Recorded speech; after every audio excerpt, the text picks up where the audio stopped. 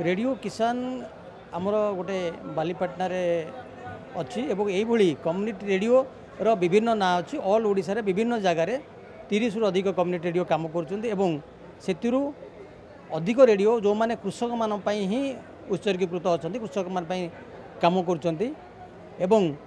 radio माध्यम जो radio माने निज निज फ्रिक्वेन्सी अच्छा जो अंचल से माने चाषी मान संपर्कित विभिन्न तथ्य जमती पाणीपाग खबर कहतु बजार खबर कहतु एवं निजर जिनसर किणा बिका संपर्कित कथा कहतु बैंक कथा कहतु यही चाषी उपकृत है भाया बहुत तथ्य से निज निज अंचल संग्रह करी विभिन्न जगार तथ्य नहीं से रेडियो माध्यम फ्रिक्वेन्सी से अंचल परिवेषण करता जोड़ा कि चाषी मान उपकार आसता है एवं ये कम्युनिटी रेडियो विशेषत्व होची से अंचल से भाषा एवं निजर समस्या संपर्कित तथ्य से परिवेषण करता आमर जो चाषी भाई मैंने अच्छा